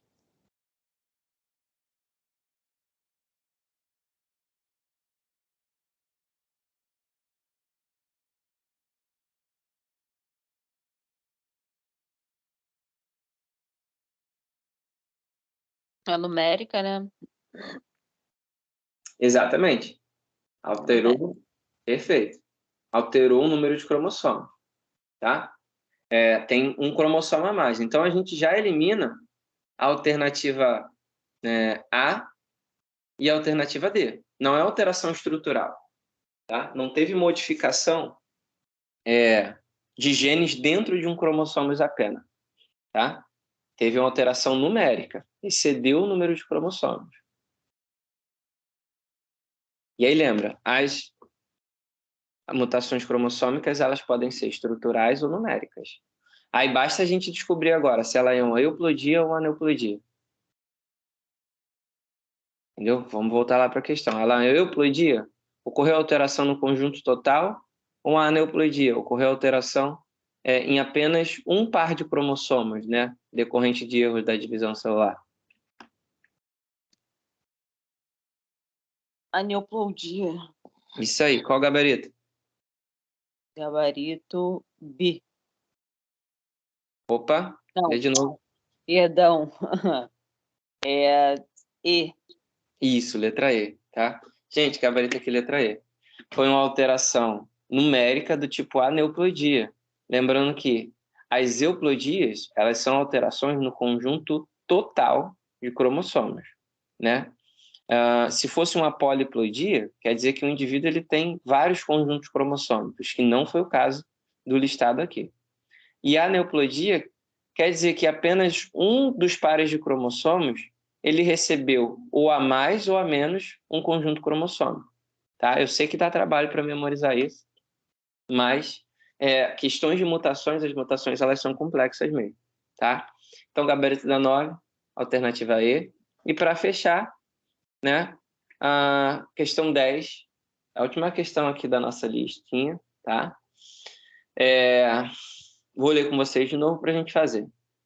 Em pacientes portadores de astrocitoma pilocítico, um tipo de tumor cerebral, o gene BRAF, tá? BRAF, se quebra e se parte e se funde a outro gene. Cara, aqui ele deu a cola, tá?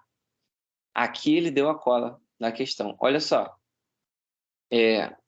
presta atenção, ele falou que esse gene aqui, a gente nem sabe o que é esse gene. Ele deu um nome para o gene, né? Mas só que ele falou que o gene foi quebrado, o gene ele se partiu e depois ele se fundiu a outro gene. Cara, de cara a gente está falando de um único gene que aí ele pode estar em outro cromossomo ou não. Vamos ver, ó. O gene QIAA 1549, que é o gene que ele se fundiu, tá? Então, ó, para se detectar essa alteração cromossômica, foi desenvolvida uma sonda, que é um fragmento de DNA que contém partículas fluorescentes, capazes de reagir com os genes BRAF e QIA 1549, tá? Fazendo com que cada um deles emitiu uma cor diferente. Em uma célula normal, com os dois genes, estão em regiões distintas do genoma. As duas cores aparecem separadamente, tá? Aqui ele complementou. Essa aqui é uma questão realmente trabalhosa para a gente interpretar. Já quando há a fusão dos dois genes, as cores aparecem sobrepostas, tá? Então, o que ele disse? Que quando há essa alteração cromossômica, né, uma célula normal, as células, os genes, eles aparecem em regiões distintas, tá? Na célula normal, é como se nada tivesse acontecido, não teve mutação. Cada um está no seu lugar. Você tem que pensar assim, esse gene A aqui, vou chamar ele de gene A, ele estava no cromossomo 1, tá? E o gene B, ele estava no cromossomo 2. De alguma forma, durante a divisão celular, esses genes se misturaram, tá? E aí, ó, ele fala que quando ocorre essa mutação, tá? Quando ocorre a mutação, esses dois genes eles se fundem e as cores aparecem sobrepostas. Isso quer dizer o quê? Que esses dois genes eles apareceram no mesmo cromossomo. É como se um tivesse saído do cromossomo 2, por exemplo, e ido parar no cromossomo 1, tá? E pode ver, é uma pesquisa recente, tá? Uma pesquisa do ano de 2015, tá? E aí ele pergunta, ó, a alteração cromossômica presente nos pacientes com astrocitoma pilocítico é classificada como? Cara, a gente de cara exclui a letra A porque os genes não foram deletados. Eles foram simplesmente tirados de um lugar e foi colocado no outro. A gente não pode considerar, né, a letra B porque ele fala que é uma alteração numérica. Em momento nenhum aqui ele falou que o número de cromossomos foi alterado, tá? Então a gente já descarta a letra B e descarta também a letra D. Aí a gente só vai ficar entre a letra C e a letra E. Por quê? Aí a gente vai analisar a letra C, ó. É uma alteração estrutural do tipo duplicação. Cara, ele não falou que os genes foram duplicados.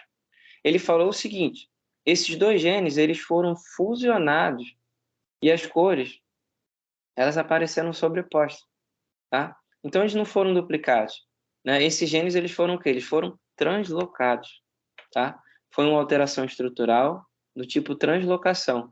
Um saiu de um lugar e foi parar no outro lugar. E aí esses genes, eles se fundiram, tá? A resposta, em parte, está no enunciado. A gente teria que ter ideia do conceito, né, de alterações estruturais. Aí a gente volta aqui, ó, para fechar a ideia, lembrando que as mutações cromossômicas, elas podem ser estruturais, aí entra aqui a nossa translocação, ó. Tem exemplos, deleções, duplicações, inversões. E as alterações numéricas, euploidia altera o conjunto total, a aneuploidia é ter a presença de um cromossomo a mais ou a menos por erro na divisão celular, como a síndrome de Down, que tem um cromossomo a mais no par 21. Beleza? Aí a gente fecha aqui a questão 10, com gabarito letra E. Beleza? Show de bola.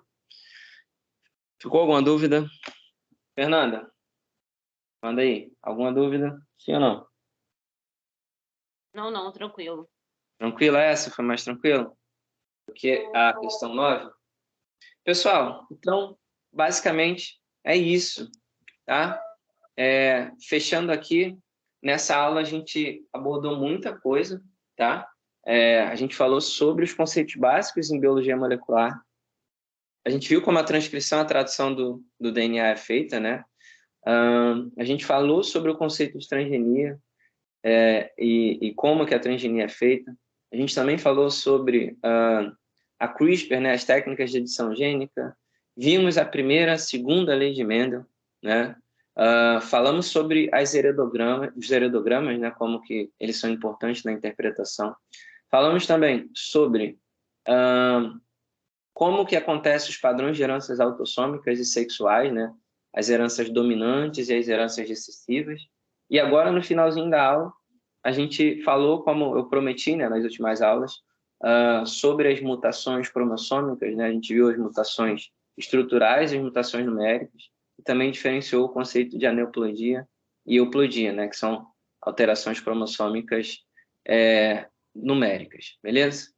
Tranquilo até aí? Então, por hoje é só. Por essa aula, ela é só. A gente falou de bastante coisa aí para complementar em genética, beleza?